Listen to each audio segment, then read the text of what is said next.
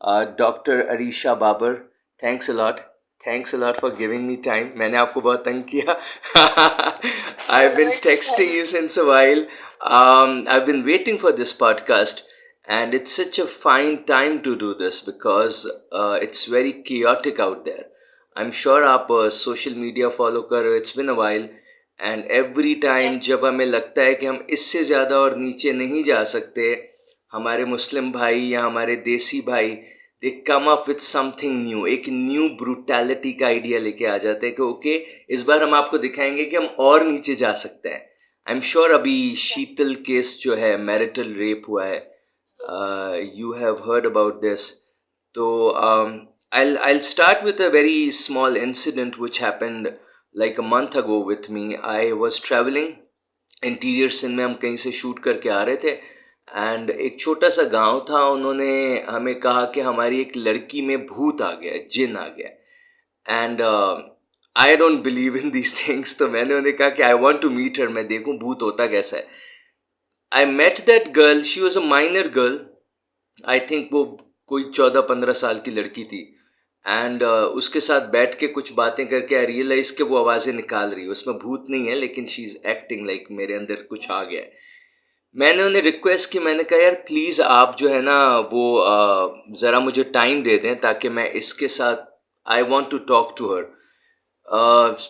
Since I belong to a kind of a family जिसकी बड़ी respect की जाती है सिंध में. तो उन्होंने मुझे कहा ठीक है आप बात कर लें. वो चले गए कमरे से एंड मैंने उस लड़की से पूछा, मैंने कहा यार why are you doing this. तो पहले तो उसने बड़ा वो किया, बहुत शोर शराबा, बहुत वो कि भूत है मेरे अंदर ये वो. And then finally she broke and उसने मुझे बताया कि they want me to marry to my cousin who is 20-25 साल बड़ा है मुझसे. एंड मुझे नहीं लगता कि मुझे उसके साथ शादी करनी चाहिए, वो मुझे मारेगा पीटेगा. और मैंने बहुत बड़ों को, आसपास के लोगों को बोला है कि प्लीज़ आप मुझे बचाओ इससे. तो वो कहते नहीं, हमारी बेटियों की भी हमने ऐसी शादियां कराई हैं, हम तुम जो है इसमें आ जाओ. मुझे और कोई तरीका नज़र नहीं आया सिवाय इसके कि मैं भूत को इनवाइट कर लूँ अपने अंदर. तो आई एम श्योर अरीशा आपके पास भी ऐसी काफ़ी चीज़ें होंगी जो जहाँ दिखता है कि औरत को एक्सप्लॉइट करना, औरत पे अपनी फ्रस्ट्रेशन, अपना एंगर, अपने बाहर के गुस्से घर में जाके निकालना जो है ना बड़ा इजी होता है मर्दों के लिए.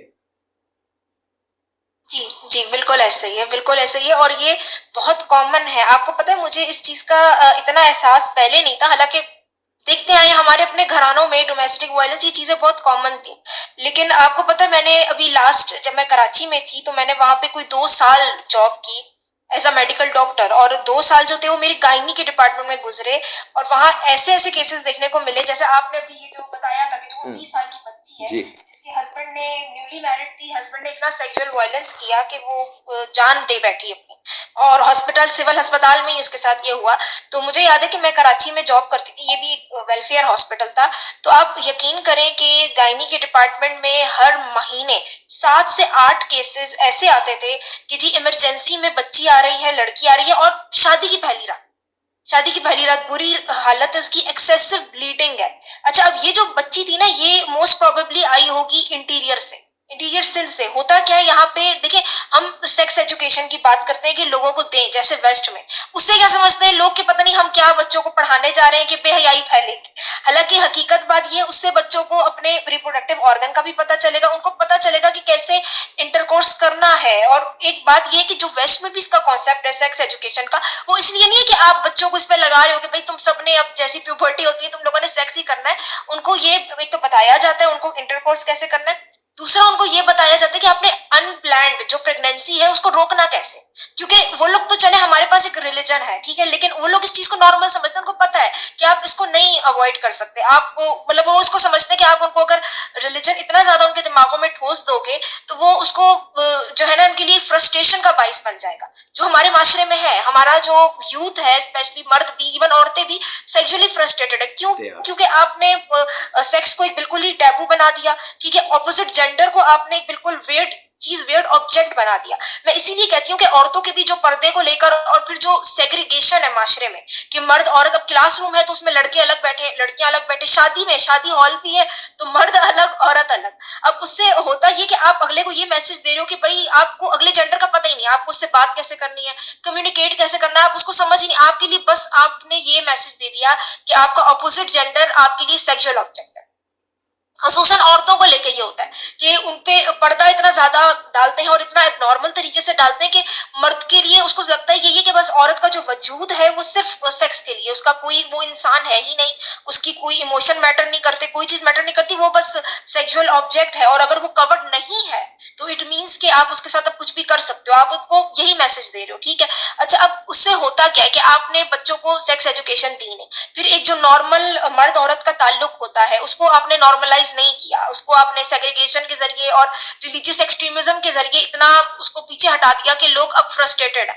उसका क्या मतलब फिर होता क्या है इनके साथ? देखिए, अब जो मर्द हैं वो तो शादी तब तक नहीं करते जब तक वो इस काबिल नहीं होते कि वो कमा ना सके, ठीक है। तो उनका क्या होता है, जब वो कमाने की एज को पहुंचते हैं वो 30 साल के तो हो चुके होते हैं, ठीक है। उससे पहले उनका कोई एक्सपीरियंस नहीं है सेक्स को लेके, क्योंकि आपने मना कर दिया, आपका रिलीजन अलाउ नहीं कर रहा, या जो भी वजह है, ठीक है। और आपने माशरा ऐसा रखा है कि औरत भी एक्सेसिबल नहीं है, ऑनर कल्चर इतना है कि कहीं मर्द औरत इकट्ठे पार्क में ही बैठे हुए नजर आ जाए तो उस पर भी लोगों का कत्ल होता है। मुझे याद है पेशावर में सवात में केस हुआ था कि जी वो लड़का लड़की साथ बैठे हुए थे, कुछ लड़के डांस कर रहे थे, लड़कियां तालियां बजा रही थी, इस बात पे से वो कोई वीडियो वायरल हो गई तो उस पे कत्ल कर दिया उन सारे लड़कों का भी लड़कियों का भी। तो इतना ज्यादा आपने इस चीज को किया हुआ है, तो इसका असर फिर ये निकलता है कि जो खसूसन जैसे मर्द हैं, ठीक है, वो जब एक एज को पहुंचते हैं तो उनका औरतों को लेके एक्सपोजर नहीं होता, वो इंतहाई फ्रस्ट्रेटेड होते हैं, फिर उनमें इनसिक्योरिटी होती है। आप एक चीज ये देखिए, अब नॉर्मल वैसे आप कहते हो जी आपका पाकिस्तान इस्लामी मुल्क है, ठीक है, लेकिन आप लोग पॉर्न में नंबर 1 हो, एडल्ट फिल्में आप सबसे ज्यादा देख रहे हो, उसकी वजह क्या है? क्योंकि आप फ्रस्ट्रेटेड हो, आपको कहीं ना कहीं फ्रस्ट्रेशन तो निकालनी है। यहाँ के लोग जो वेस्ट में बनाते हैं इस तरह की फिल्में, वो उनको इतना नहीं देख रहे जितना आप देख ऐसे रहे ही हो, है। ठीक है, आप जितनी कंज्यूम कर रहे हो। अच्छा, अब उसका असर ये होता है कि जब वो देखते हैं, ठीक है, तो वो आदी हो जाते हैं खुद लज्जती के, मास्टरबेशन, इन चीजों के वो आदी हैं। तो उससे फिर उनको क्या होगा कि वो उनकी टाइमिंग अफेक्ट होगी, उनको रियल टाइम जब किसी औरत के सामने सेक्स करना पड़ेगा तो उनकी हिम्मत ही नहीं पड़ेगी, उनको समझ ही नहीं आएगी कि हमें अप्रोच भी कैसे करना है।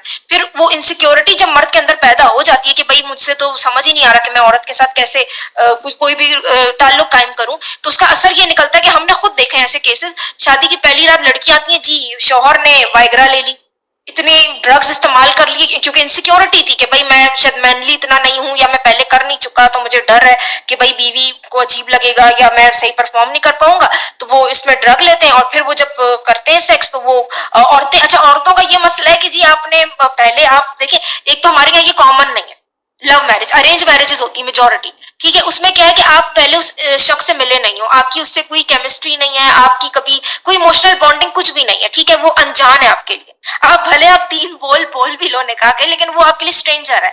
तो आप पहली रात जब उससे मिल रहे हो तो आपने पहला काम वही करना है जो लोग बिल्कुल आखिरी स्टेज पे करते हैं, बिल्कुल डेट ऐसा ही है। जो महीनों बाद जाके जो एक दूसरे को जानने के बाद वो करते हैं, तो वो आप एक्सपेक्ट कर रहे हो कि वो एक औरत करे, और वो औरत जिसको आपने बचपन से यही सिखा दिया कि भाई तुम्हारे सर से दुपट्टा भी नहीं उतरना चाहिए, उसके लिए ये कितना ऑकवर्ड होगा। तो ये एक बड़ा अजीब सा होता है कि एक मर्द बिल्कुल इनसिक्योर होके बैठा हुआ है, एक औरत बिल्कुल एंशियस है कि भाई ये तो एक अनजान मर्द आ गया और मैंने तो कभी सर से दुपट्टा नहीं उतारा किसी मर्द के सामने, तो मुझे तो अब इसके साथ ताल्लुक कायम करना है, वो उसके लिए एबनॉर्मल चीज है। उसका फिर असर ये होता है कि वो जब उनका आपस में जो भी इंटरकोर्स वो करने की कोशिश करते हैं तो वो इतना बुरी तरह करते हैं कि औरतों को इंजरीज होती है। और हमारे यहाँ तो बड़ा कॉमन टर्म है।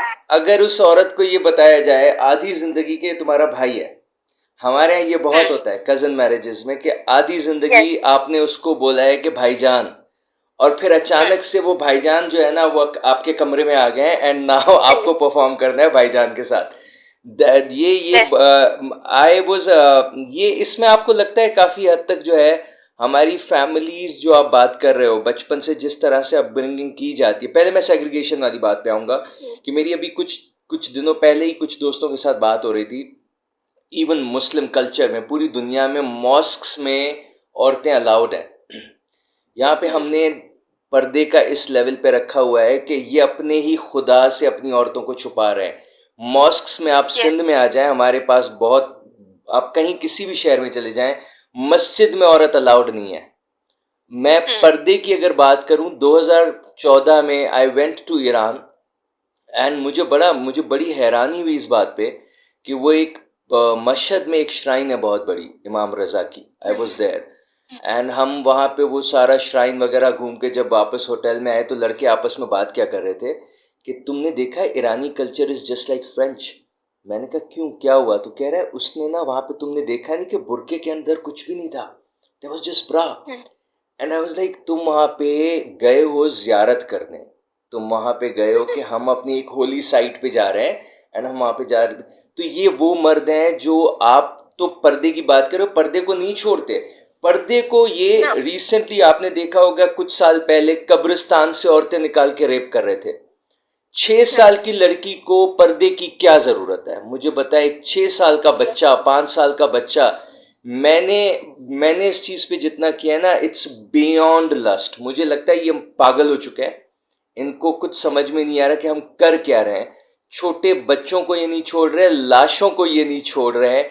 एंड मुझे लगता है इसमें काफी हद तक जो एक ओबीडियंस वाला आ जाता है ना औरतों के अंदर और मर्दों के अंदर, डोमिनेंसी, वो भी इनकी अपनी कंडीशनड औरतें हैं।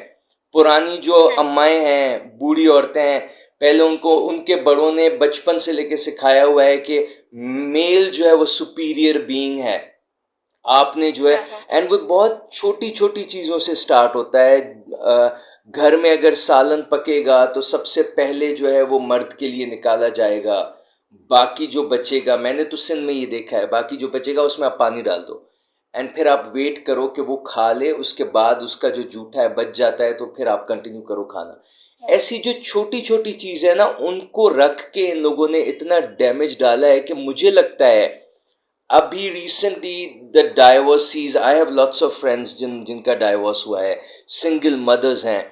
जब हम उनसे बात करते हैं ना, इतना कुछ होने के बाद भी वो अपनी किस्मत से राजी हैं।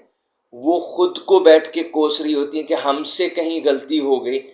इतने लेवल पे उनकी ब्रेन वॉशिंग की गई है कि उनको, उनके साथ सब कुछ होने के बाद भी उन्हें लगता है मेरे साथ कोई मसला था। रेप भी हो जाता है, मेजॉरिटी ऑफ रेप विक्टिम्स खुद बोल रहे होते हैं, यार मैंने ज्यादा पर्दा कर लिया होता, यार मैं ना गई होती उस जगह पे, मैंने ना बात की होती। औरत को लोग कोस रहे हो, तुम्हें जाना ही नहीं था, तुम क्यों गई? हाईवे पे पंजाब में जो गैंग रेप हुआ था, I don't remember a name, majority of man, देसी मैन, मुस्लिम मैन, प्रैक्टिसिंग, इतनी बड़ी दाढ़ियों वाले लोग, वो वहां पे बोल रहे थे सोशल मीडिया पे कि ये गई क्यों।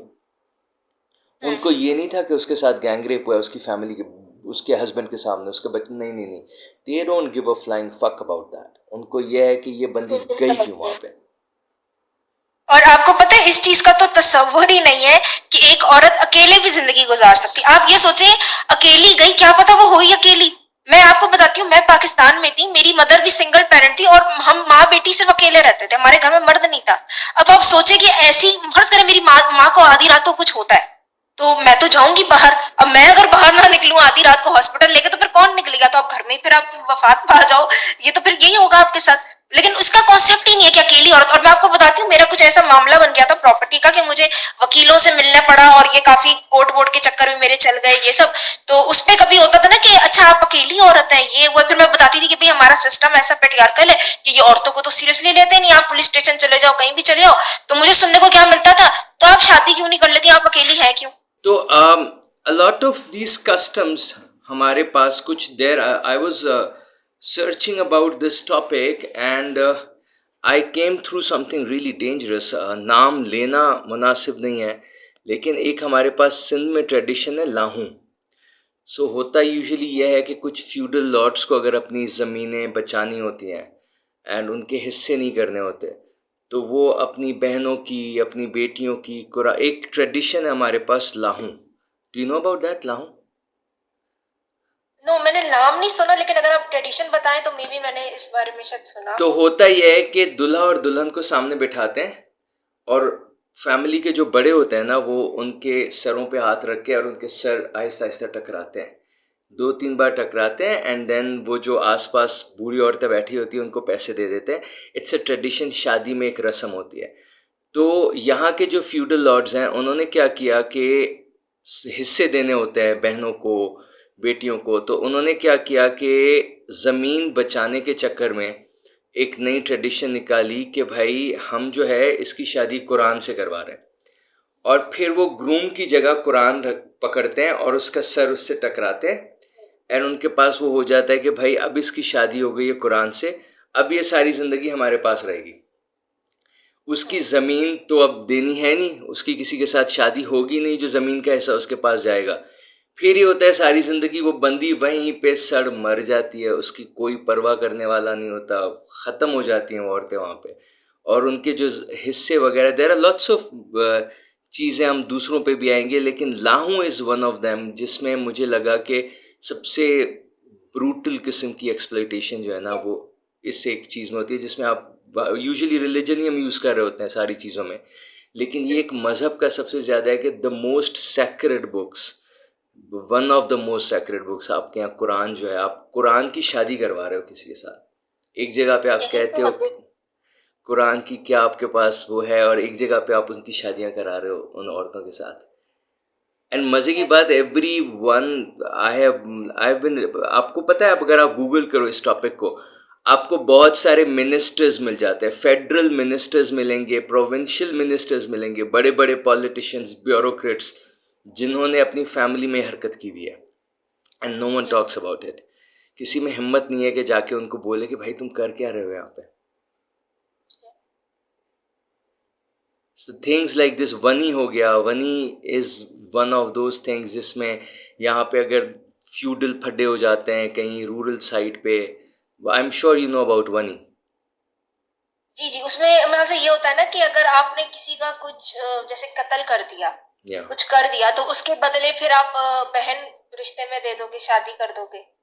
एक इस तरह का कॉन्सेप्ट होता है यस, लेकिन कि हाँ आपने, ये आई डोंट नो नॉर्थ और पंजाब की तरफ क्या होता है, लेकिन यहाँ पे मैंने जो मोस्टली देखा है, वनी में दी गई जो फैमिली की लड़की होती है वो अक्सर माइनर होती है, 8 साल 9 साल, उनको उनको कोई बड़ी औरत भी नहीं मिल रही होती कि ठीक है हम अगर इस बूढ़े को दे रहे हैं जो 50 साल से ऊपर का एक जानवर किस्म का आदमी है, उसको अगर हम शादी करा के दे भी रहे हैं तो वो, आई डोंट इवन थिंक इसमें कोई शादी का चक्कर भी है, लेकिन मोस्टली ये दे ही देते हैं। आई डोंट थिंक कुछ कराते होंगे, लेकिन मोस्टली मैंने लड़कियां देखी हैं इन केसेस में, बहुत माइनर छोटी लड़कियां होती हैं जिनको ये दे देते हैं, और इनको वही चाइल्ड मैरिजेस वाली बात जैसी ही बात है कि आपने उठा के एक लड़की उनको दे दी, एंड आपको कुछ परवाह नहीं उसका क्या कर रहे हैं। इवन अभी कुछ टाइम पहले मुझे किसी ने बताया, हमारे कुछ फ्रेंड्स हैं जो थर है, एक डेजर्टेड एरिया यहाँ पे सिंध में, थर पारकर, तो वहाँ पे अक्सर अरब्स आते हैं शिकार करने, एंड अरब्स जब वापस जाते हैं तो वो जो वहाँ से बहुत बड़ी बड़ी गाड़ियाँ ला रहे होते हैं वो वहाँ पे छोड़ के चले जाते हैं। So I was having this conversation with someone कि ये ऐसे कैसे हो सकता है कि वो अपने प्राइवेट जेट्स में बड़ी गाड़ियाँ लाते हैं और तुम लोगों को वो करोड़ों की गाड़ियाँ दे के चले जाते हैं। देन ही टोल्ड मी कि वहाँ तो नथुतराई होती है, and I was like what is नथुतराई। फिर इसने मुझे बताया कि ये शिकार के लिए नहीं आते हैं यहाँ पे, ये सिर्फ ऊपर ऊपर की बात है कि अरब्स आते हैं बर्ड्स का शिकार करने पाकिस्तान में, लेकिन जो रियलिटी है वो ये है कि अरब्स आ रहे होते हैं, ये लोग वहाँ पे छोटी 7 साल 8 साल की लड़कियाँ उनको प्रोवाइड करते हैं, एंड फिर वो एक रस्म है मुग़ल दौर से हमारे पास नथ उतराई की, they keep them as a keep. अब वो कीप तो होती नहीं है क्योंकि नथ उतराई में तो ये था कि वो फिर सारी ज़िंदगी आप उसके जो है ना खर्चे बर्दाश्त करते हो, लेकिन यहाँ पे उल्टा होता है, यहाँ पे बस ये आते हैं, एक रात गुजारते हैं 2 रात गुजारते हैं उनके साथ, एंड फिर अपनी कुछ पैसे दे देंगे, गाड़ियाँ दे देंगे, चले जाएंगे, एंड फिर कोई उनसे पूछने वाला नहीं होता, कुछ नहीं होता। यस तो वही जो जिस बात से हमने स्टार्ट किया कि हर बार जब हमें लगता है कि हम इससे नीचे नहीं जा सकते, हम बहुत नीचे जा चुके हैं, एग्जैक्ट उसी टाइम हमें कुछ ऐसा दिखाई देता है कि नहीं यार इस बार तो और ज़्यादा हो गया।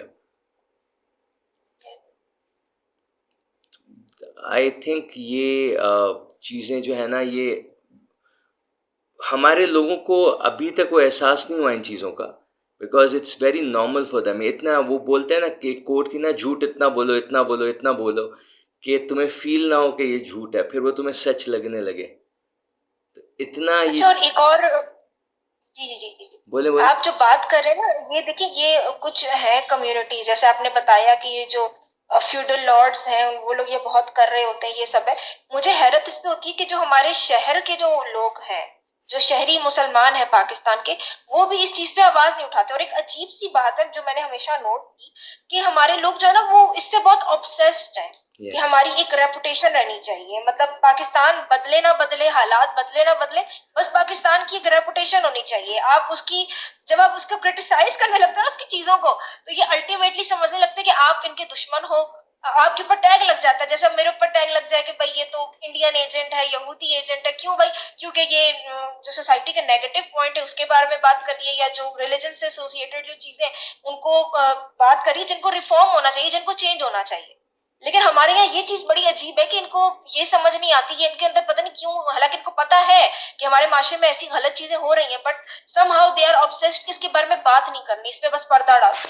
लेकिन वो पर्दा डालने से चीजें खत्म तो नहीं होंगी। तो ये एक बड़ा अजीब फिनोमेना है हमारे यहाँ। ये इस चीज पे हमारे आप यहाँ देखा करें कि लोग नहीं बात करते। हमारे यहाँ ये स्टार्ट हुआ था, एक टाइम था, इफ यू रिमेम्बर, आपको एसटीएन का दौर याद है? जब एक टीवी नहीं। चैनल, एक जमाना था एंटेनास का, जो छत पे लगाते थे, फिर उनको हम घुमा रहे होते थे और पूछते थे नीचे किसी हाँ बंदे हाँ के साथ कि आ गया, और बोलता था आ गया, फिर नीचे टीवी चैनल आ जाता था। एसटीएन के दौर में एक हरकत शुरू हुई थी, वो ये थी कि इन्होंने पहले तो अमरीकी सुंडी नाम से एक एग्रीकल्चर और ये रूरल साइड पे करना शुरू कर दिया। अमरीकी सुंडी लग गई है तुम्हारे खेतों को, और अब तुम हमसे जो है ना वो यूरिया खरीदो, तुम्हारी खेतों से अमेरिकन सुंडी चली जाएगी। फिर इन्होंने आहिस्ता उस चीज़ को जो है ना वो मैन्यूवर किया टुवर्ड्स यहूदी साजिश, अमरीकी साजिश हो गई हमारे साथ। मैंने नोटिस किया है, वेदर इट्स रिलीजन या इनके सोशल कोई मसले, जो भी बंदा या बंदी इनको आके सही बात सुनाता है और इनकी ब्रूटैलिटीज लोगों को बता रहा होता है, इनकी हरकतें लोगों को बताता है कि ये गलत लोग हैं, वो एकदम से एजेंट हो जाता है। अगर अरीशा ने यस। आके कोई भी फैक्ट स्टेट कर दिया इनके सामने जो इनको नंगा कर रहा है, वहां पे एकदम से बोलेंगे ये जो है ना इंडियन एजेंट है, इसको रॉ पैसे दे रहा है, या ये मुसाद भाई नहीं है पैसे पैसे दे दो हमें, वी डोंट माइंड मनी यार, दे दो, कोई इशू नहीं है, लेकिन नहीं है ऐसा। तो ये अच्छा, है। हम पे इल्जाम भी लगता है, मुझ पे इल्जाम लगता है फंडिंग का, और फंडिंग आ भी नहीं रही, आ भी हालात नहीं मेरे रही ऐसे हैं कि पता नहीं मैं क्या करूं। ये बहुत बड़ा मसला है। हाँ, अभी तो गुजारा करना मेरे लिए मुश्किल है, और फंडिंग आ रही, मैंने कहा फंडिंग आ रही है तो लगे भी कहीं नजर तो आए। ये ये तो अजीब बात है। ये बहुत बड़ा, मैंने आपका एक पॉडकास्ट देखा था अल्लाह यारी के साथ, आपको पता है उसके ऊपर भी है, वो इकबाल का एक है ना शेर, अपने भी खफा मुझसे बेगाने भी ना खुश। तो यहाँ पे ये अब उसने भी क्या, अब उसने जब तक वो सुन्नियों को गालियां दे रहा था ना, he was a good guy, he was a really nice guy. हाँ। जैसे ही उसने ये बात करना शुरू कर दी कि तुम सैयद अपनी औरतों की शादियां नहीं कराते हो, प्लीज ऐसा काम नहीं करो, तुम जो है वो ये कास्ट सिस्टम से बाहर निकलो, औरतों पे जुल्म करना बंद कर दो, why can't uh Syed woman marry a non Syed guy, what's a problem in that. एकदम उस पे इल्जाम लग गया कि ये जो है ना ये अमरीकी एजेंट है, ये अमेरिका में बैठा हुआ है, इसको सीआईए पैसे दे। अब सीआईए को या इंडियन रॉ को और कोई काम नहीं है, वो डॉक्टर अरीशा बिल्कुल। को या अल्लाह यारी जैसे लोगों को पैसे दे रहे हैं कि तुम पाकिस्तानियों को, जो जाहिल लोग जो कब्रें खोद के औरतों का रेप करते हैं, उनको तुम ये चीजें बता दो। इनका इनका बिल्कुल मेंटल लेवल जो है ना वो इतना नीचे गिर चुका है कि आप जो है ना वो इवन बिल्कुल। अभी देखिए। एक पूरा प्रोटेस्ट्स कुछ उठे थे इंडिया में भी, पाकिस्तान में भी, डाउरी को लेके। एंड मैंने बहुत सारे बूढ़े बाबाओं को देखा ये बोलते हुए कि ये वेस्टर्नाइजेशन है, ये हम इसको नहीं मानेंगे, ये वेस्ट का कल्चर है और हम डाउरी। भाई आप कैसे, आप ये वेस्ट का कल्चर कैसे उसको रोकना, वहाँ भी दे देते हैं, कोई मसला नहीं, लेकिन आप जो यहाँ पे बेच रहे हो डावरी के नाम पे, इवन शादी पे, आई वॉज टॉकिंग विद समबडी, निकाह, मैंने ये चीज़ें बहुत लोगों से पूछी फ्रॉम डिफरेंट सेक्ट्स, शिया हों, सुन्नी हों और लोग हों, जब ये लोग निकाह करते हैं तो निकाह में एक पूरा सेक्शन होता है लड़की के लिए, कंडीशंस का। मैंने अपनी आंखों से देखे हैं कोई 50 लोगों के निकाह में जिसमें एक ऐसे लाइन लगी हुई होती है। हाँ, मैंने हमेशा यही देखा, बिल्कुल। वहां पे वो लाइन लगा के उसको क्रॉस कर देते हैं कि ठीक है, इसकी कोई कंडीशन नहीं है, हम आपको दे रहे हैं, आपको जो करना है आप इसके साथ कर दें, हमें कोई इश्यू नहीं है। आप जो पीर्स की बात कर रहे थे, since I am also a Syed, तो ये तो ये जो सैयदों के पास भी एक एक्सप्लॉइटेशन है सजादा नशीनों के घरों में। आपने देखा था वो दादू से एक जो लड़की की वीडियो आई थी कि एक पीर बेड पे लेटा हुआ है, सीसीटीवी चल रही थी, एंड एक लड़की की लाश पड़ी हुई थी, and he was eating something, वो पॉपकॉर्न्स खा रहा था, एंजॉय कर रहा था उसको देखते हुए। तो ये एक पीरी मुरीदी का कॉन्सेप्ट जो है, उसमें भी औरत जो है ना, वो उसने बड़ा वो डैमेज लिया है कि पीरों के यस। घरों में जो औरतें काम करती हैं। आपको पता है, मेरी एक फ्रेंड है जो पाकिस्तान से ही है और वो भी सैयद फैमिली से है। तो उसने तो मुझे जो कहानी बताई है कि जो गुलामों का जो कॉन्सेप्ट होता था वो अभी भी चलता है सैयद फैमिलीज में। है लाइक बिल्कुल। आपको जहेज में मिलेगी आपकी ऐसा ही है, नौकरानी, आपका गुलाम। ऐसा ही है। अच्छा, और उस नौकर के कोई खास राइट भी नहीं है, स्पेशली अगर तो वो लड़कियां हैं।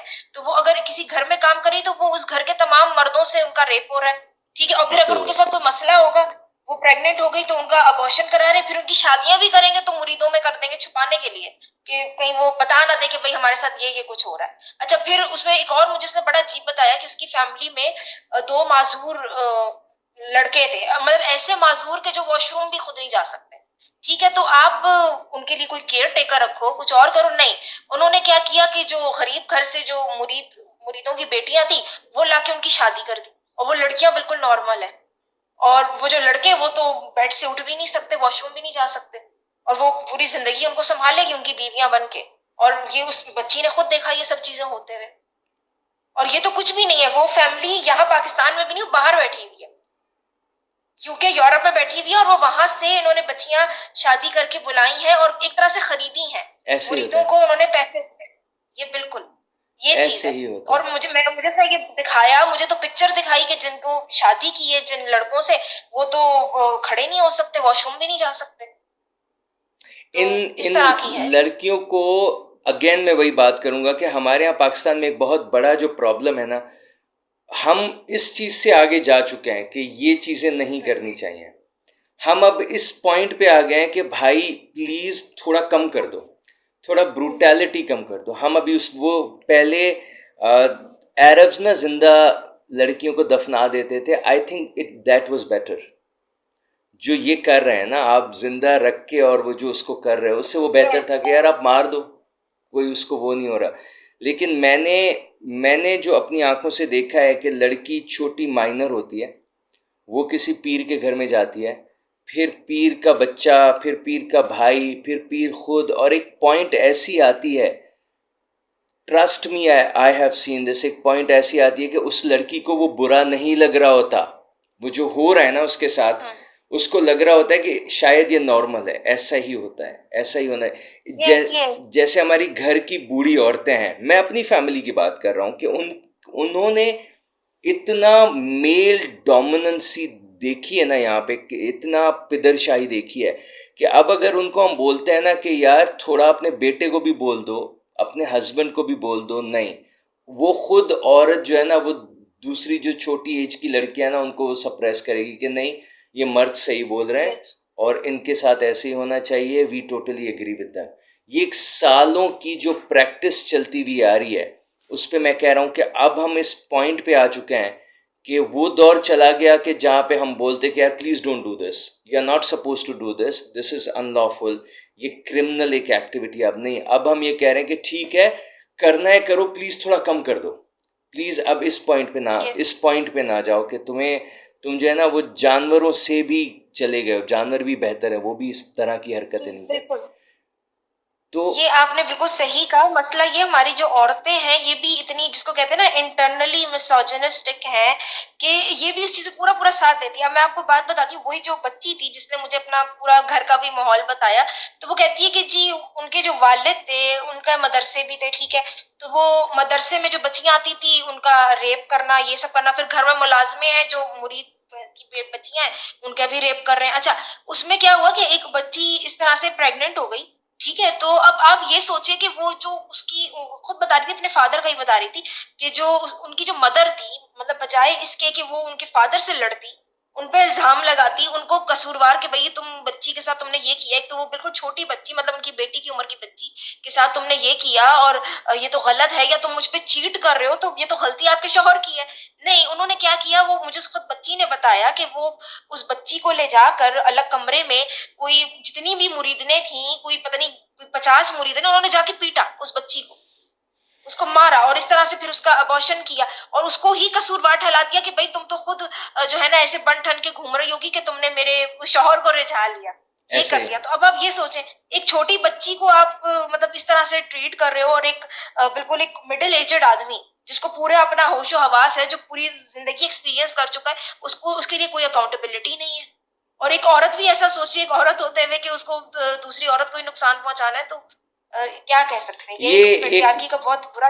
एक वो मिथ है ना, गुड गर्ल वाला, जो अच्छी औरत वाला जो कॉन्सेप्ट है, यस, गुड वुमन वाला, उन्होंने अपना एक खुद ही एक कस्टमाइज कर दिया एक औरत की जो है ना वो आइडेंटिटी को, कि अगर अच्छी औरत होगी तो आराम से बात करेगी, क्रॉस क्वेश्चन नहीं करेगी, कपड़े जो हैं उसको किस तरह के पहनने चाहिए, उसको बैठना किस तरह से चाहिए, उसको चलना किस तरह से चाहिए। ये जो हम बात कर रहे थे कि सिंगल है तो मतलब 2 नंबर है, अगर ये सिंगल मदर है तो ये गारंटी है कि ये 2 नंबर है। अगर एक सिंगल औरत अपना केस लेके बच्चों का या प्रॉपर्टी का लॉयर के पास जाएगी या पुलिस में जाएगी, तो उनका एक इनविजिबल बल्ब होता है उनके पीछे लगा, वो एकदम से जल जाता है। ओके, आ गई, ये बहुत अच्छा टारगेट है, इसको मैं खा जाऊंगा। तो मैंने ये देखा बिल्कुल। है कि वो एक यहाँ के मर्दों ने ना एक वो बना लिया है कि अच्छी औरत क्या है, बुरी औरत क्या है, और उसकी मैं आपको जहालत की इंतहा ये बताऊं। अभी recently I was talking to, मेरे ख़ानदान के ही एक बड़े हैं, और उन्होंने 2 लड़कियां हैं जो डॉक्टर हैं, उनके बारे में बोल दिया ये तो बड़ी बेगैरत लड़कियां हैं, इनकी तो फेसबुक पे आईडीज़ बनी हुई हैं। एंड आई वाज लाइक, अगर फेसबुक पे आईडी उनकी बनी हुई है तो दैट मेक्स देम बेगैरत। ही वाज लाइक यस, उन्होंने वो इंटरनेट, आप देखें कि वो जो स्टार्ट से मैं बता रहा हूँ कितना नीचे जाते जा रहे हैं, ये स्टोन एज से भी पीछे चले गए हैं। इनको इनको बिल्कुल ऐसे। मैंने उसको बोला वो डॉक्टर्स हैं, वो दिन में 200 पेशेंट्स देखती हैं हॉस्पिटल्स में, और वो प्रोफेशनल बंदियां हैं, पढ़ी लिखी लड़कियां हैं, और फेसबुक पे रहना किसी को जो है ना वो बेगैरत कैसे, बेशर्म कैसे बना देता है। उसने कहा वहाँ पे कितने मर्द हैं, वो कितने मर्दों से बात करती। अच्छा, ये एक ना मैंने देखा है इनके जो टेंसेज है ना वो ये होते हैं, करती होगी, देखती होगी, they are not sure about it, ये इनके अपने दिमाग का हाँ, गंद होता। भरा हुआ है। वो एक आता है काश, एक विश है, ये इनकी अपनी एक विश है कि काश ये मेरे साथ सो जाए, काश ये मेरे साथ बात करे, काश ये मेरे साथ कुछ करे। अब वो उसको एंटरटेन करने के लिए करते हैं कि अगर इसने जीन्स पहनी है ना तो ये 2 नंबर लड़की, अगर ये जॉब करी, गाड़ी चला रही है यहाँ पे, तो ये Karachi is very different. Karachi की, मैं कराची में अभी मैं 6 साल कराची में रह के आ रहा हूँ, I live in Hyderabad now. Karachi 160 kilometre नहीं, 160 साल आगे है सिंध से। आप जैसे ही कराची छोड़ के पीछे आते हैं, यहाँ पे आपको इतनी बाइक्स पे लड़कियां नहीं मिलेंगी, आपको कार पे बंदियां रात को ड्राइव करते नहीं मिलेंगी। मेरी one of my cousin was telling me, मैं रात को हैदराबाद में ड्राइव करके आ रही थी, घर तक छोड़ने आए हैं मुझे 2 बंदे बाइक पे, वो पीछा करते हुए मेरा आ रहे थे। तो यहाँ पे इन्होंने अपना एक औरत का वो बना दिया डेफिनेशन कि जो औरत ऐसी है वो ऐसी होगी, जो हमारी मर्जी की है।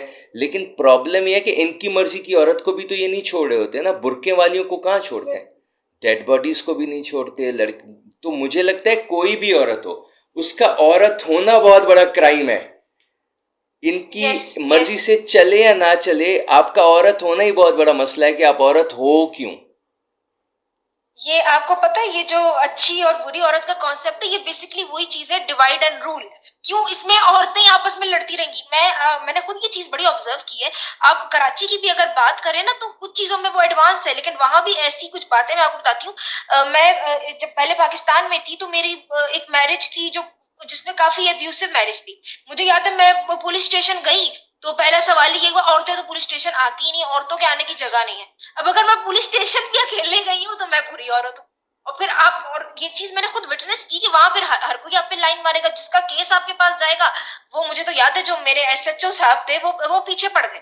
उनका काम क्या होता था, मैं उस टाइम पे जॉब कर रही होती थी, तो मैं सुबह 7 बजे निकलती थी, मैं शाम के 7 बजे आती थी, और मैं जैसे ही घर पहुंचती थी मुझे कॉल आती थी, जी आप पुलिस स्टेशन आ जाए, आपके केस के बारे में अच्छा मैं जाऊं, मैंने कहा पता नहीं कोई इंपॉर्टेंट बात होगी, कुछ भी नहीं, वहां जाओ जी चाय पड़ी, हाँ आप चाय पिए, अच्छा बिल्कुल फजूल बातें करेंगे जिसका कोई केस से ताल्लुक नहीं, इवन वो बस पर्सनल बात है, अच्छा आपकी शादी को कितना अरसा हुआ, मेरा सिर्फ निकाह हुआ था ना, तो मुझे कहते हैं अच्छा आप उनके साथ रही थी क्या, या आप उनसे अकेले में मिली, मैंने कहा यार ये कोई तुक है, ये कोई इसका ताल्लुक भी नहीं है केस से, अच्छा फिर जी आप डिनर करेंगी, मेरे साथ अब टाइम काफी हो गया ना, अब चाय आपने पी, अब डिनर करते हैं, मैंने कहा नहीं मैं चीजों के लिए थोड़ी आई हूँ, लेकिन ये अच्छा फिर घर पहुंचो तो उन्होंने हरकत ये की कि जब मेरी एफआईआर कट भी गई ना, तो उनको पता चल गया कि अब तो मेरा केस चला गया, तो अब मुझे बड़ी उम्मीद होगी, तो जी वो आधी रात को वीडियो कॉल अचानक, और अब मैं परेशान, मैंने कहा मैं काट देती थी, मैं कभी कभार तो फोन, अब मुझे ये होता था मैं अगर फोन करके कुछ सुनाऊं तो अब वो तो मेरा केस लेके बैठा हुआ है एसएचओ, वो तो मेरा केस खराब कर देगा, तो ये इस तरह की हरकतें होती हैं, तो अब आप इसमें क्या मतलब अपने लिए क्या ढूंढो, मुझे समझ नहीं आती। फिर आप एक चीज नोट करो, मैं एक ग्रोइंग अप ये औरतों के अंदर इतना डाल देते कि एक उनको बता देते कि भाई सर्टेन आपका तरीका है, आपको उस तरह से रहना है, तो आप माशरे में आपको कबूल किया जाएगा, आपको अच्छी औरत समझा जाएगा, और उनको ये सिखा दिया जाता है कि जो थोड़ा सा भी डिफरेंट होगा, या तो आप खुद कुछ डिफरेंट करेंगे जो आप गलत है, या आपको कोई और लड़की नजर आएगी जो आपसे थोड़ा सा उसका डिफरेंट लाइफ स्टाइल है या ड्रेसिंग है, तो आपको फौरन उसको जज करना है, उससे दूर रहना है, दोस्ती नहीं करनी है, इस तरह की चीजें। और मुझे तो याद है मैं अपनी यूनिवर्सिटी के जमाने में भी फेमिनिस्ट थी, और मेरे तो लिबरल व्यूज होते थे, तो मुझे इस तरह का चीजों का बड़ा सामना करना पड़ा कि औरतें आपसे बड़ी कंपेटिटिव हो जाती हैं फॉर नो रीजन, मतलब आपका उनसे कोई पर्सनली लेना देना भी नहीं है, चले कुछ जगह होती है, जैसे फर्स्ट करें मैं कह सकती हूँ कि इस्लाम में एक कॉन्सेप्ट है कि 4 बीवियों का, उसमें चलो औरतों की कंपेटिटिवनेस हो तो समझ भी आता है, एक अनजान औरत से आपकी कंपेटिटिवनेस और ये चीजें, तो फिर मैं पढ़ती थी, मैंने कहा यार ये औरतें आपस में क्यों कंपटीशन में लगी रहती है एक दूसरे को सही गलत साबित करने पे, कोई भी रिश्ता हो, फिर मुझे समझ आया कि ये जो अच्छी और बुरी औरत का कॉन्सेप्ट है वही बनाया गया डिवाइड एंड रूल, ताकि औरतें ही आपस में लड़ती रहे, एक दूसरे को बुरा साबित करती रहे और अपने आप को अच्छा प्रूव करने में लगी रहे, तो वो मर्द फिर अकाउंटेबिलिटी से फारिग है। ये बड़ा अच्छा तरीका है कि आप अकाउंटेबल नहीं रहोगे, वो एक औरत जो वो दूसरी औरत पे पहले आवाज उठा देगी कि ये ऐसी है। मुझे याद है 2016 की बात है, मैं यूनिवर्सिटी में ही पढ़ी थी, तो कंदील बलोच की ऑनर हम्म। किलिंग हुई थी। अच्छा मैं कंदील बलोच को काफी फॉलो करती थी क्योंकि एक बिल्कुल अलग सी बात थी, उस टाइम पे तो इतना कॉमन भी नहीं था, जैसे अब तो हर कोई टिकटॉक पे हर कोई इंस्टाग्राम पे है, तो उस वक्त कंदील बलोच थी, तो मैं उसको देखती थी कि यार ये बड़ा अलग काम कर रही है, ऐसा किया नहीं किसी ने पाकिस्तान में इतना कि सोशल मीडिया पे लड़की ओपनली आ रही है, ये सब है।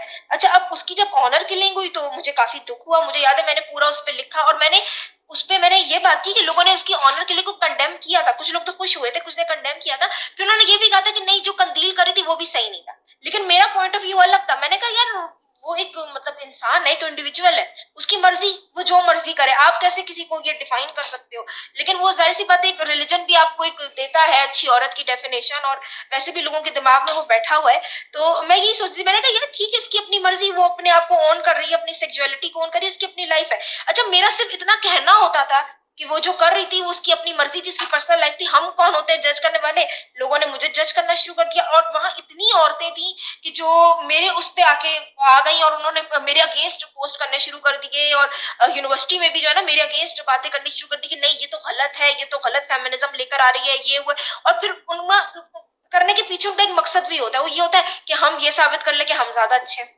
हम ज्यादा सही हैं, और फिर वो आपको पता होगा कि एक एज ग्रुप भी होता है सर्टन की लड़कियों को पता होता है कि इस एज में उनके रिश्ते आने होते हैं, तो उनको ये होता है कि हम जितना अच्छी बनेंगी जितना नेक बनेंगी उतना ज्यादा जो है ना हमें वो क्या कहते हैं ज्यादा लोग पसंद करेंगे, स्पेशली मर्द ज्यादा अप्रूव करेंगे। मुझे याद है मैं आपको कुछ एक बड़े एग्जांपल्स देती हूँ अपनी यूनिवर्सिटी लाइफ के ही। मुझे याद है कि एक हमारा फ्रेंड ग्रुप था लड़के लड़कियों का ना, तो उसमें एक लड़का बताता है कि उसको अपने कॉलेज के जमाने में एक लड़की पसंद आई, उसने उसको प्रपोज किया, उसको गर्लफ्रेंड बनाना चाहता था, तो वो उस लड़की ने उसको इनकार कर दिया और उसको ये एक्सक्यूज दिया कि नहीं मैं तो ये बॉयफ्रेंड गर्लफ्रेंड इस रिलेशन में पढ़ती नहीं हूँ। फिर उसे कुछ महीने बाद देखा तो उस लड़की ने एक बॉयफ्रेंड बना लिया था, तो उसको समझ आ गया कि वो उसको पसंद नहीं करती थी, तो उसने एक बहाना ढूंढा, एक्सक्यूज ढूंढा रिजेक्ट करने का।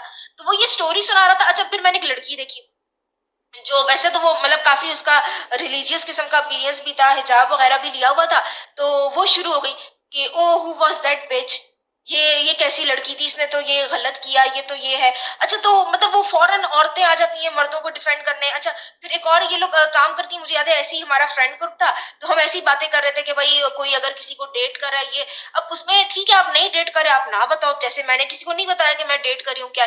अब मुझे याद है कि एक लड़की स्पेसिफिकली वो शुरू हो गई, नहीं मैंने तो आज तक कभी किसी को डेट नहीं किया, मैंने तो कभी सोचा भी नहीं है, आई एम टोटली अनटच्ड। और मैंने कहा यार ये इस तरह की बातें क्यों कर रही है, मुझे बड़ा अजीब सा लगा। तो फिर मुझे वही समझ आया, मैंने कहा क्योंकि वो आपको कंडीशन किया जाता है, ब्रेन वॉश किया जाता है कि भाई एक अच्छी औरत की ये डेफिनेशन है, तो आपको लगता है कि आपको हर जगह ये चीज प्रूव करनी है आगे बढ़ के। तो ये बड़ा अजीब मैंने औरतों के अंदर, तो वो जाहिर सी बात है वो हमेशा एक अपने उसमें होती है कंपटीशन में, और वो ये समझ रही होती है कि हम अच्छी औरत बन जाएंगी तो शायद हमारे लिए जिंदगी आसान होगी, हालांकि उनके लिए भी मुश्किल होती है। और कई दफा तो मैंने ये देखा उनके लिए ज्यादा मुश्किल होती है। क्यों? क्योंकि वो अपने लिए स्टैंड नहीं ले पाती, वो फिर स्टैंड लेती ही नहीं है। कुछ औरतें ऐसी होती हैं जो इसकी परवाह नहीं करती, जैसे मैं हूं, अगर मैं इतना सामने आ गई तो मैंने सच में नहीं परवाह किया कि ठीक है अगर 10 लोग कहते भी है कि मैं बुरी औरत हूं तो कहते रहे, लेकिन मुझे ये, मेरे लिए ये ज्यादा इंपॉर्टेंट था कि मैं अपनी लाइफ कैसे गुजार रही हूँ, मैं खुद आजाद हूँ कि नहीं हूँ, मैं मेरे लिए अपने स्टैंड लेना ज्यादा मेरे लिए इंपॉर्टेंट था एज कम्पेयर टू दिस के लोग मेरे बारे में क्या सोच रहे हैं। लेकिन मुझे ये लगता है कि ये औरतों को ये भी समझ नहीं आती कि जो इतना ऑब्सेस्ड हो जाती हैं, जो उनको एक गुड वुमन का रोल दिया जाता है उससे, तो वो अपने ऊपर ही अपने पाँव पे ही कुल्हाड़ी मार रही हो, क्योंकि वो फिर उस चीज से ही नहीं निकल पाती कि भाई लोग क्या सोचेंगे, क्योंकि इससे दुनिया बड़ी है कि लोग आपके बारे में क्या सोच रहे हैं। आपकी लाइफ हेल्दी होनी चाहिए, आपकी मेंटल स्टेट, आपका पीस आपके लिए ज्यादा इंपॉर्टेंट होना चाहिए, बजाय इसके कि आप एक बुरी मैरिज को भी चलाते रहो। औरतें पूरी पूरी जिंदगी गुजार देती हैं, और कुछ नहीं, मेरे सामने तो मेरी मदर की एग्जाम्पल है, पूरी जिंदगी उन्होंने इतनी मतलब डोमेस्टिक वायलेंस भी था, और कुछ इवेंट तो ऐसे थे जो बिल्कुल लाइफ थ्रेटनिंग थे। वो तो किसी भी वक्त, जैसे आपने नूर मुकद्दम का केस देखा होगा, उनके साथ कभी भी ऐसा हो सकता था। उनके उनके पास इस तरह के थ्रेट थे मेरी वालिद की तरफ से, लेकिन नहीं, उन्होंने वो बस गुजारी। क्यों? क्योंकि 4 लोग समझेंगे कि जी आप बहुत इज्जतदार औरत है, कि लोग क्या आपने कहेंगे? तलाक नहीं लिया, आपने डाइवोर्स। लोग क्या यस कहेंगे, ये यस बहुत बड़ा वो एक आ जाता है। यस। इसमें एक बहुत बड़ा प्रॉब्लम जो है ना वो ये है कि एक तो बचपन से इन औरतों को ना बाहर निकलने की इजाज़त नहीं। आप देखें सेंचुरीज 1400 साल हो गए इस्लाम को, लेकिन अभी जाके एमबीएस ने अलाउ किया है कि औरत अब हज कर सकती है किसी महरम के बिना।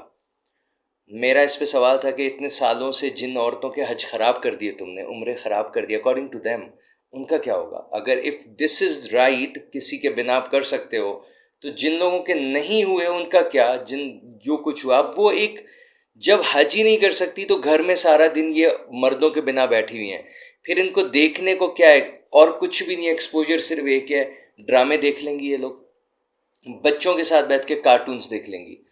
अब बच्चों की कार्टून देखने की एज से लेके इनकी जवानी तक, बुढ़ापे तक जो कंटेंट ये देख रही है ना, ड्रामाज उठा के देख लें आप, स्पेशली स्टार प्लस के जो ड्रामे जो इन औरतों ने देखे हैं आजकल, तो मैं अब देख रहा हूँ, नाउ वुमन आर डिफरेंट, लेकिन जो हमारे माएँ दादियाँ इनकी एज के थे, ये कमौलिका, ये क्योंकि सास भी कभी बहू थी, इस टाइप के कैरेक्टर्स, विलन औरतें कैसी दिखाई जा रही हैं।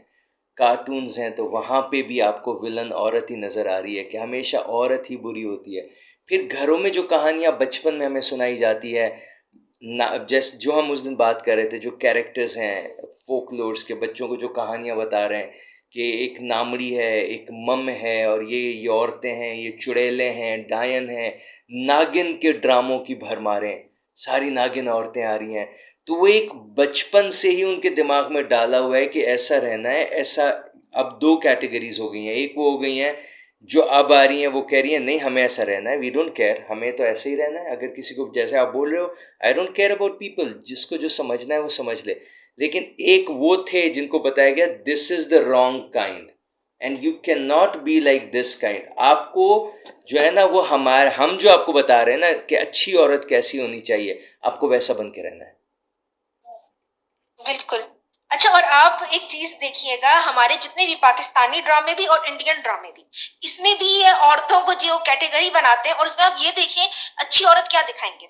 इंडियन ड्रामा में भी देखिए जो अच्छी औरत है, जो पाकिस्तानी ड्रामा में भी अच्छी औरत है, वो रो रही है, वो रो रही है, वो शौहर की चीटिंग भी बर्दाश्त कर रही है, वो ससुराल का पूरा जुल्म भी बर्दाश्त कर रही है। अच्छा, फिर आप उनको हुलियों से भी वो दिखाते हैं कि जो बिल्कुल ही सिंपल होगी, जो अपना ख्याल नहीं रख रही, या जो बिल्कुल ओल्ड फैशन कपड़े पहन रही है, वो अच्छी औरत है। अच्छा, इंडियन ड्रामा में अगर आप देखिए, जिसको वैम्प दिखाना होगा, वो भाई वो बहुत ही बनी ठनी फैशनेबल होगी। है, बहुत दैट्स सेडक्टिव अ है, रियली गुड पॉइंट, बहुत ही ये ज्यादा वाकई में अपने आप को ग्लैमराइज, हाँ। बिल्कुल बहुत ग्लैमर ग्लैमराइज्ड है, वो चल भी रही है तो पीछे से गाना बज रहा है, और हाँ, हाँ, मतलब उस तरह का दिखाएंगे। और उसमें ये पोर्ट्रे करते हैं कि जो औरत अपना ख्याल रख रही है, या जो अपने आप को अच्छा दिखाना चाहती है, या जो आज के नए ट्रेंड को फॉलो कर रही है, हाँ, फैशन को फॉलो कर रही है, हम्म, वो बुरी है, वो सेल्फिश है, वो बुरी है।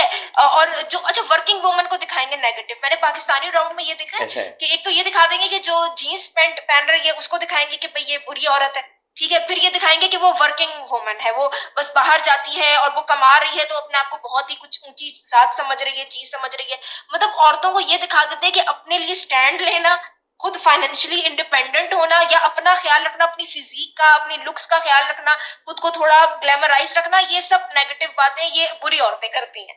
तो मतलब फिर आपने औरत के लिए छोड़ा क्या? फिर औरत को आप यही मैसेज दे रहे हो कि भाई जितना सेक्रीफाइस कर सकती हो, जितना अपने आप को, अपनी मेंटल हेल्थ को, अपनी फिजिकल हेल्थ को निग्लेक्ट कर सकती हो, उतनी तुम अच्छी बनोगी।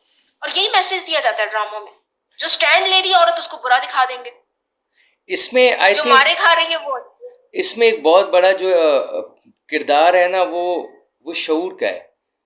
औरत जब घर से बाहर निकलती है ना, और जब खुद कहीं जॉब करती है, उसको जब डिसीजन मेकिंग का पावर मिलता है, भले छोटी सी एक नौकरी हो ना, उसकी बहुत छोटी सी जॉब हो, घर से निकलना ही बहुत बड़ा डिसीजन है ना उसका, कि मुझे यहाँ से जाना है, मुझे ये करना है, मुझे वो करना है। जब वो निकलती है और वो खुद इंटरेक्ट करती है लोगों के साथ, वो छोटे छोटे डिसीजंस खुद ले रही होती है, तो वो एक आहिस्ता से ना उसके सबकॉन्शियसनेस में वो समझने लग जाती है कि okay, I can do this. मेरे लिए तो कोई मसला ही यस। नहीं है, तो ये जो अब्बा करते थे ये तो मैं भी कर रही हूँ, ये जो भाई बोलते थे मैं करके आ रहा हूँ, ये भी मुझे करना आता है, ये जो मेरा शौहर बोलता है ये भी मुझे करना आता है। फिर उसके अंदर बगावत आ जाती है कि yes. How come you guys are better than me. अगर मैं बाहर निकल के ये सब चीज़ें कर रही हूँ जो तुम कर रहे हो, तो फिर why can't I do it by my self. मुझे तुम लोगों की ज़रूरत क्या है फिर, कि मैं तुम लोगों के शैडो के अंडर द शैडो रह के अपनी ज़िंदगी गुजारूँ, और तुम ही मुझे करके दो, मैं मेरे भी हाथ पाँव मैं खुद कर सकती हूँ। आई थिंक वहाँ पे ना शी और स्टार्ट्स क्वेश्चनिंग। जी, जी, जी, क्वेश्चनिंग भी, बगावत भी आती है। और एक बड़ा इंपॉर्टेंट एलिमेंट है जो हमारी माशरे की औरतों में मिसिंग है, वो है सेल्फ रिस्पेक्ट। मतलब हाँ, अपने आप को प्रायोरिटाइज करना। आप देखो दैट्स कि ट्रू। एक आदमी, एक फर्ज करें आपका शौहर है या आपका भाई भी है, आपकी इज्जत नहीं कर रहा, तो आपको वहां से हट जाना है, आपको उस रिश्ते को नहीं चलाना। आपको अपने आप को, अपनी जात को पहले देखना है। वो नहीं दिखाया जाता, मतलब अगर वो उनको समझाया नहीं जाता। लेकिन जब औरत कमाने लगती है ना, तो फिर उसके पास ऑप्शन खुलते हैं। फिर उसको समझ में आता है कि यार अगर मेरी कहीं इज्जत नहीं हो रही तो मैं छोड़ भी सकती हूँ, मैं इस चीज से निकल सकती हूँ। फिर माशरे में जब वो उठती बैठती है ना, तो उसको अपनी वक़्त का भी, अपनी वर्थ का एहसास होता है कि हाँ भाई, चार लोग मेरे भी नीचे काम कर रहे हैं, या मैं भी कमा सकती हूँ, मेरी, मुझे बॉस अप्रिशिएट कर रहा है, बाहर दुनिया में मेरी एक इज्जत है। तो इसको घर में भी ऐसा होता है, घर में भी इज्जत होनी चाहिए। वरना औरतों को तो ये कॉन्सेप्ट ही खत्म कर देते हैं कि भाई उनकी भी कोई इज्जत है, कुछ है। सेल्फ रिस्पेक्ट का उनके अंदर ये एलिमेंट होता ही नहीं है कि भैया आपको एक आदमी अगर धुतकार रहा है, आपको ससुराल वाले अगर बुरा कह रहे हैं, तो आप उस चीज से हट भी सकते हो। और उनको ये एहसास दिला देते कि भाई तुम्हारे सर पे छत है, ये बहुत बड़ी चीज है। तुम्हें दो वक्त की रोटी एक शौहर ला के दे रहा है, बहुत बड़ी चीज है। हाँ, लेकिन अगर वो औरत खुद कमाने लगे तो उसको ये एहसास हो जाता है कि यार ये चीजें तो मैं अफोर्ड कर सकती हूँ। यस। अगर मैं अफोर्ड कर सकती हूँ तो मैं इतना बर्दाश्त ही क्यों करूँ। ये बात है। और औरतें कभी ये बात नहीं सोचती कि ये जरूरत पैदा की जाती है, ये जरूरत होती नहीं है। अगर आप आज औरतों को इक्वल राइट देना शुरू कर दो प्रॉपर्टी में, तो बहुत सी ऐसी औरतें जो शायद शादी भी ना करना पसंद करें, क्योंकि जिस तरह के हालात है हमारे माशरे के। तो ये है, बहुत सी औरतें तो मेजोरिटी करती इसी मजबूरी में कि भाई सर पे छत होगा, घर हो जाएगा, घर बार होगा, वरना घर पे अपना हक नहीं जता सकती ना, अपने बाप के घर पे, अपने भाई के घर पे। तो ये इनके हैं। तो ये आपको, उनको समझ नहीं आती कि ये जो प्रोवाइडर का कॉन्सेप्ट है, ये कोई उन पे एहसान नहीं किया गया। हमारी औरतें ही समझती हैं कि भाई हमारे लिए बड़ा फायदा है कि ये वेस्ट की औरतें तो पागल है कि ये इनको कमाना भी पड़ता है, घर भी खुद चला रही होती हैं, और फिर मेजोरिटी सिंगल मदर भी बन जाती हैं, तो ये तो बड़ा जुल्म है। उनको ये नहीं समझ आ रहा होता कि ये जो प्रोवाइडर का कॉन्सेप्ट आपके ऊपर रखा गया है, ये आपके फेवर में नहीं है। हाँ, ये इट्स उल्टा अगेंस्ट यू। आपका नुकसान कर रहा है, आपको मोहताज बना रहा है। और यही आपकी एक बड़ी मजबूरी है कि आप एक रिश्ता चला रही होती है अक्सर। तो ये बात है। लेकिन ये समझ नहीं आ रही होती औरतों को, ही समझती है कि ये बड़ा हमारे ऊपर आसानी है। हालांकि ये इस तरह से कि आप किसी के हाथ पांव काट दो और फिर आप उसको कहो हाँ भाई अब तत्व हम खाना ला के दे रहे। लेकिन आपने अगर उसकी खुद ही ये खत्म कर दी, उसके अंदर से एक हिम्मत, उसकी सेल्फ रिस्पेक्ट, कॉन्फिडेंस, हर चीज खत्म कर दी, उसको इजाजत भी नहीं दी कि वो बाहर कुछ कर सके, अपने लिए कमा सके, तो फिर क्या है उसके पास? कुछ भी नहीं है। यू थिंक देसी मैन आर कंट्रोल फ्रीक्स? उनको एक बहुत मज़ा आता है कंट्रोल करने में।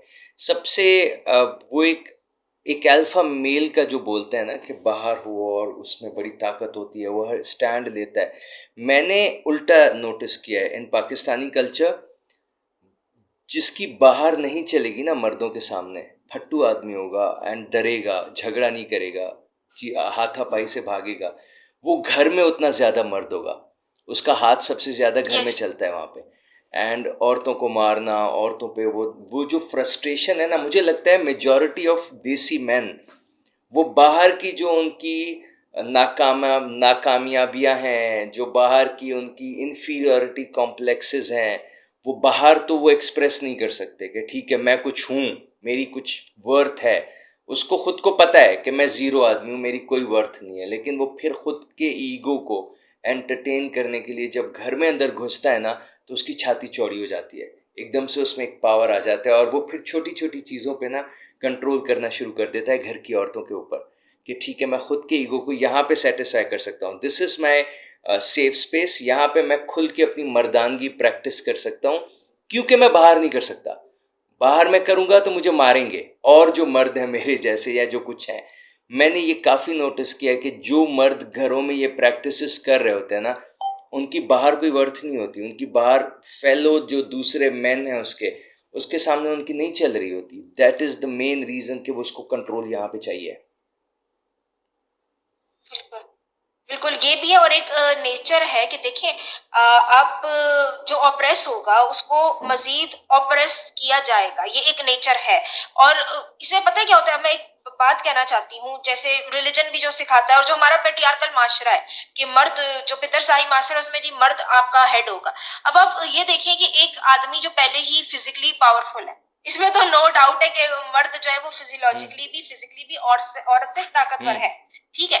लेकिन आप जो पहले ही ताकतवर है आप उसको मजीद ताकत दे दो कि वही घर का हेड होगा, वही हर चीज कंट्रोल कर रहा है, सब कर रहा है, तो एक पावर इम्बैलेंस ऑटोमेटिकली पैदा हो जाता है। और फिर जाहिर सी बात है जिसके हाथ में होगा डंडा वो उसको एक्सप्लॉइट करेगा उस चीज को। और अब चलाएगा। उसमें क्या होता है कि जैसे अब ये प्रोवाइडर का कॉन्सेप्ट है, ठीक है।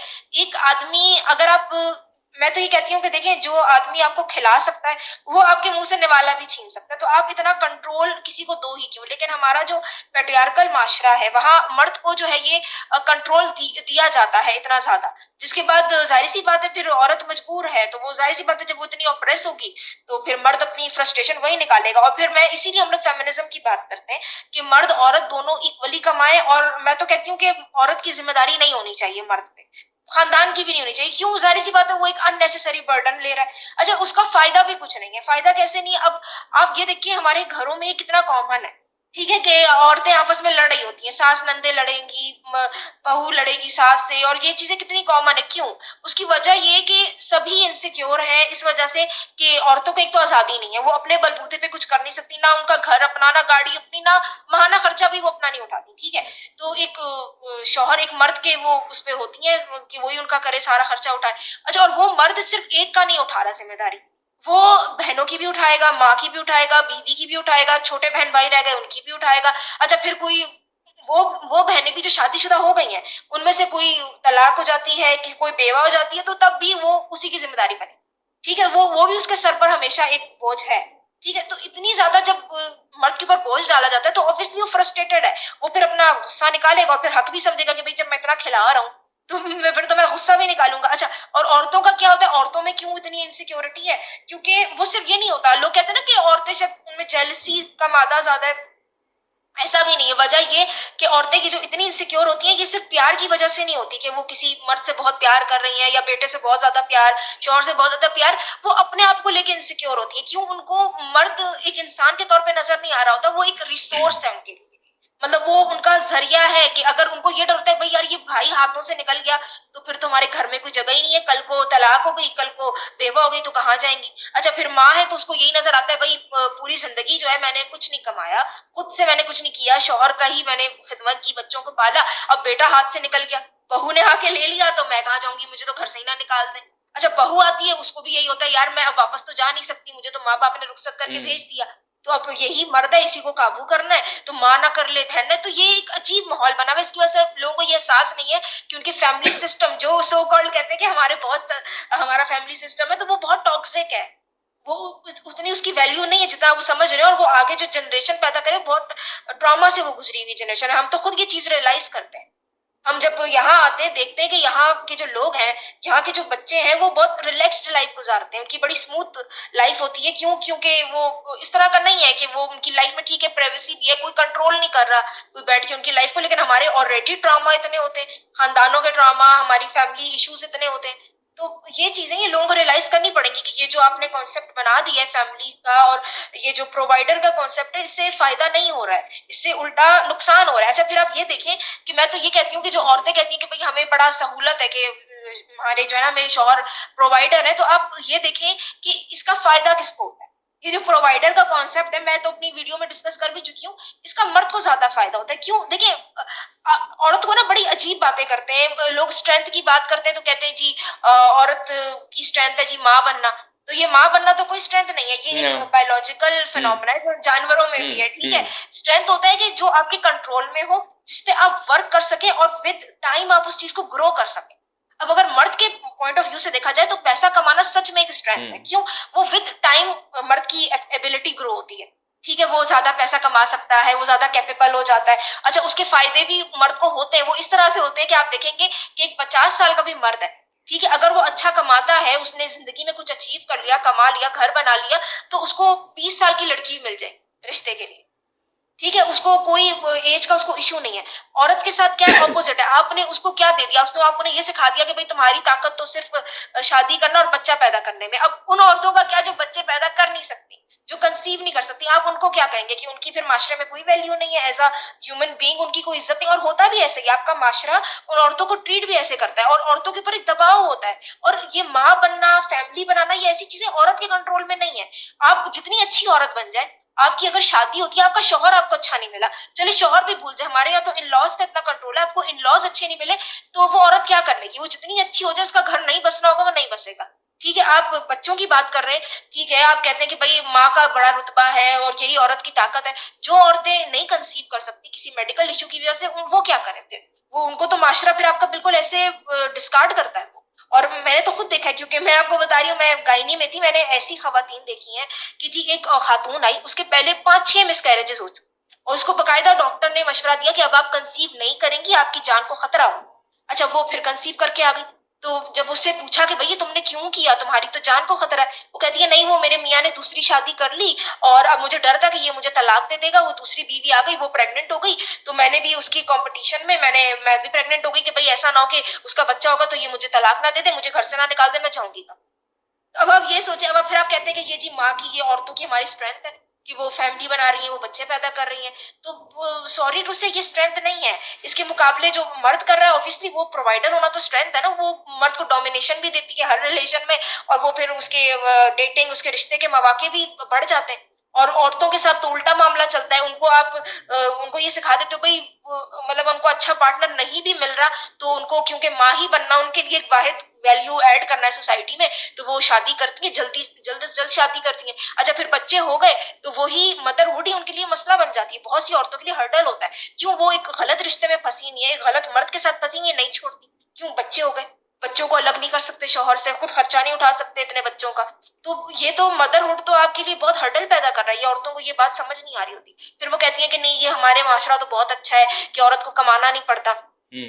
और मैं तो आपको ये बताती हूँ, मैंने तो अपने खानदान में ऐसी एग्जांपल देखी है कि मुझे याद है, मेरे एक अंकल थे, उन्होंने 50 साल की उम्र में शादी कर ली, उनको बेटा चाहिए था, बेटा नहीं हुआ था, और शादी उन्होंने की थी अपनी बेटी की उम्र की लड़की से। अच्छा, मेरी जो खाला थी, जो मेरी, उन्होंने सो कॉल्ड गलती ये कर दी कि वो अच्छी खासी पीएचडी होल्डर डॉक्टर थी, वो बस शौहर को नहीं पसंद, जॉब और घर बसाने के चक्कर में कि नहीं मैं घर का, बच्चों का मैं ख्याल रखूं, एक बेटी थी उनकी, मैं उनका ख्याल रखूं, उन्होंने पूरी जिंदगी नहीं कमाया। उन्होंने एक तरह से अपनी डिग्री को आउटडेटेड कर दिया, जाया कर दिया, और अब जब वो 50 साल की हो गई तो जी वो तो सौतन आ गई, वो भी बेटी की उम्र की, और फिर अब वो डिप्रेशन में। क्यों जी? ये मियाँ उनके पास आते ही नहीं है, मियाँ को इंटरेस्ट है जो वो 20 साल की बीवी आई हुई है तो वो उसके साथ ही बेडरूम में होता है, और वो अलग अपने कमरे में, और वो खुद कहती है कि मेरे से तो मतलब दिन में सिर्फ आधा घंटा मुझे बस देखने आते हैं कि मैं जिंदा हूँ कि नहीं, दैट्स इट।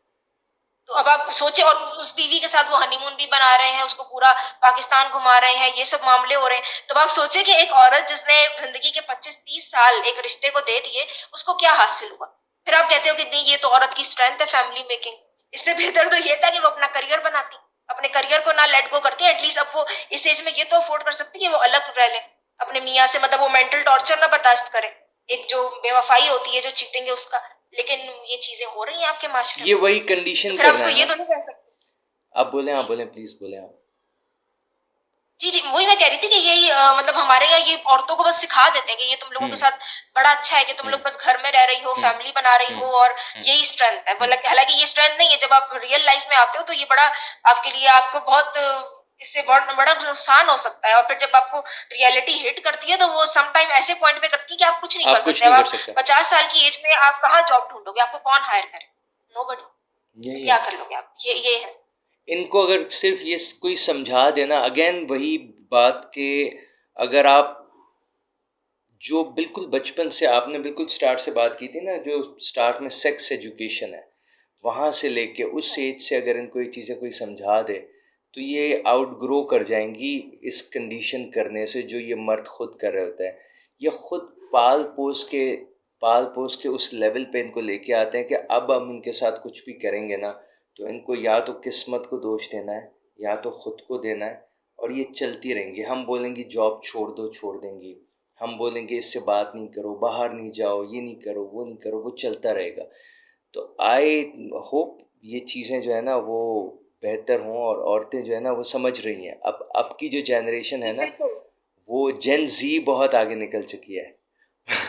बिल्कुल, और ये होना भी चाहिए, क्योंकि मैं जो देखती हूँ, जब मैं ये भी देखती हूँ कि ऐसी खवातीन, लाइक मेरी मदर, पूरी वो अब्यूसिव उसमें थी रिलेशनशिप में, उनको तब भी ये लगता था कि मेरे लिए बेस्ट सोल्यूशन यही है, मैं शादी कर लूं।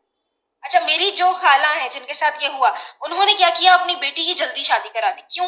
उनको ये था कि यार मेरी क्योंकि लेट शादी हुई थी, मैं अपना एजुकेशन कंप्लीट कर रही थी, मैं पीएचडी कर रही थी, तो मैं ज्यादा कंसीव नहीं कर सकी, मैंने सिर्फ एक बच्चा पैदा किया, जिसकी वजह से मेरे ये हालात हो गए, मियाँ ने दूसरी शादी कर ली। मतलब वो ये नहीं सोचती कि जो सिस्टम है, जो पेट्रियार्कल माशरा है, या वो सिस्टम ही गलत है, वो सिस्टम को नहीं क्वेश्चन करेंगी, या जो रिलीजन से रिलेटेड चीजों को नहीं क्वेश्चन करेंगी।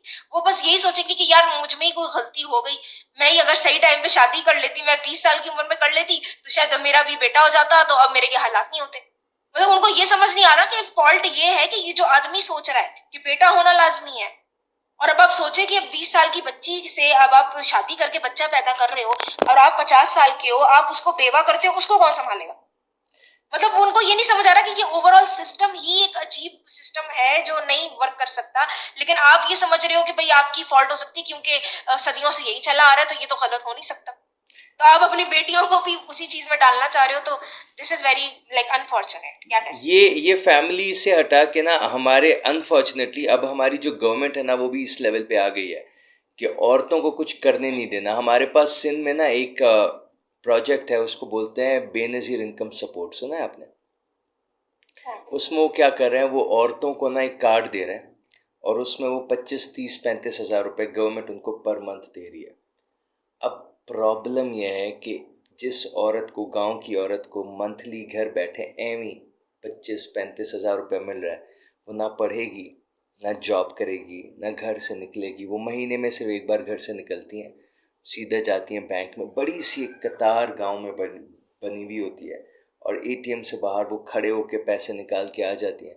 इतना मेंटली और फिज़िकली उनको मफलूज कर दिया है ना इस किस्म के प्रोजेक्ट्स ने भी, कि हर तरह से जो चीज़ें इनको बताई जाती हैं कि तुम्हारा फ़ायदा है, वो इनको डैमेजेस दे रहे हैं।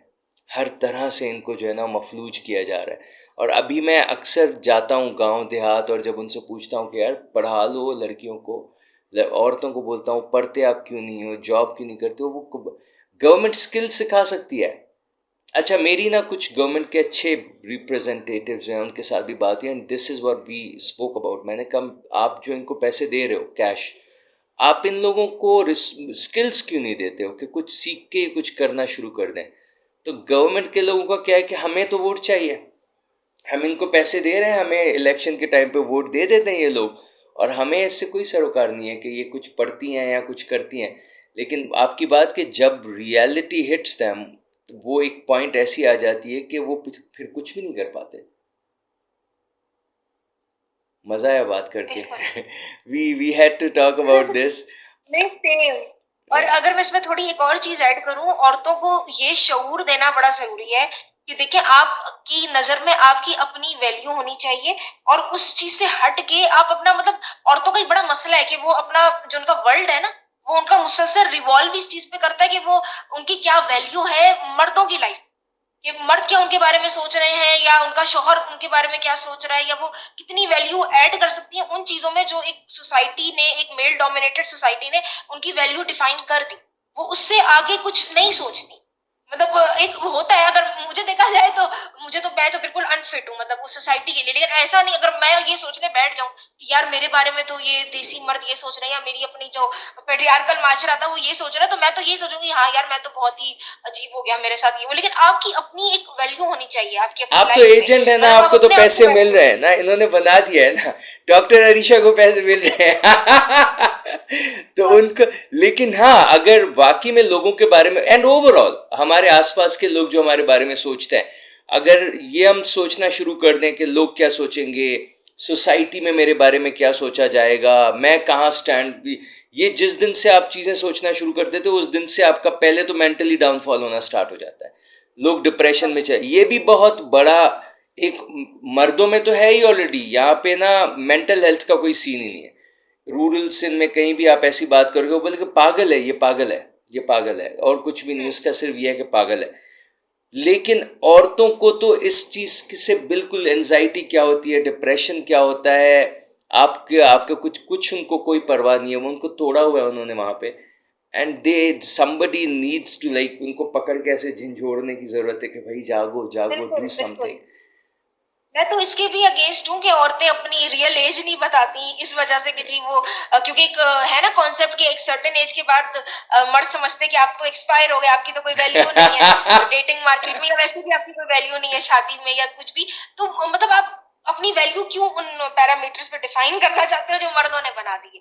आप एग्जैक्टली। अपनी चीजों को ओन करो, आपके अगर व्हाइट बाल निकलते हैं आप उनको ओन करो, अपनी एज को ओन करो।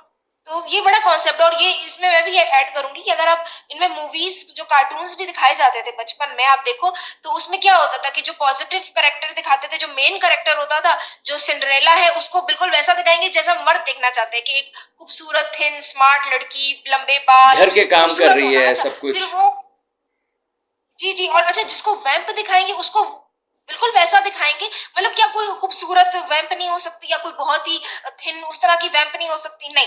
लेकिन जो कार्टून्स में वैम्प दिखाएंगे वो बिल्कुल वैसी दिखाएंगे जो मर्द जिस औरत को नहीं देखना पसंद करते। क्या बड़ी उम्र की सिंगल कैट लेडी, एक हमारे यहाँ बड़ा वो कॉन्सेप्ट बना होता है कि औरत की शादी नहीं हुई या वो अभी तक बड़ी हम्म एज में सिंगल है, यार ये तो कैट लेडी, ये हम्म तो हम्म पागल है, नफसियाती अकेली रहती है, हम्म बिल्लियां पाली है, कुत्ते पाले हम्म हैं ये वो। अच्छा उसी चीज को वो मूवीज में कार्टून्स में दिखाते हैं कि जो नेगेटिव कैरेक्टर है उसको औरत को दिखाएंगे कि भाई ये तो बदसूरत है, नाक इसका बड़ा है, और बूढ़ी उम्र की है, और सिंगल है, सिंगल या तो पेरेंट सिंगल पेरेंट दिखा देंगे कि सौतेली माँ है बच्चियों के साथ, या ये दिखा देंगे कि बिल्कुल अकेली है, कहीं जंगल में रहती है सबसे दूर, और मर्दों से उसका कोई इंटरेक्शन नहीं है, कोई उसकी फैमिली नहीं है। तो आप ये प्रोग्रामिंग कर रहे होते हो कि भाई वो औरतें जो इस तरह की लाइफ गुजार रही हैं, और कुछ तो ऐसी होती हैं जो बाय चॉइस गुजारती हैं, जिनको शायद बच्चे नहीं पसंद, जो चाइल्ड फ्री रहना चाहती हैं, या जो वैसे ही तन्हाई पसंद है, जी वो तो सारी पागल नफसियाती औरतें सारी जो है ना वो सोसाइटी के लिए वैल्यूएबल नहीं। क्यों? क्योंकि वो उस अंदाज में मर्दों को नहीं पसंद औरतें, उस अंदाज में। तो ये है तरीका। चलें, अच्छा हुआ कि we had a conversation regarding this topic, and I'm hoping to have a few other conversations as well. हम इंशाल्लाह कुछ और टॉपिक्स हैं जिन पे ज़रूर बात करेंगे। Thank you Arisha, thank you for your time. बीच में थोड़ा पाकिस्तानी इश्यूज़ की वजह से हमारा डिस्कनेक्ट हुआ है। नहीं नहीं कोई बात। Thank you, thanks a lot Arisha, thank you. Thank you so much, good bye.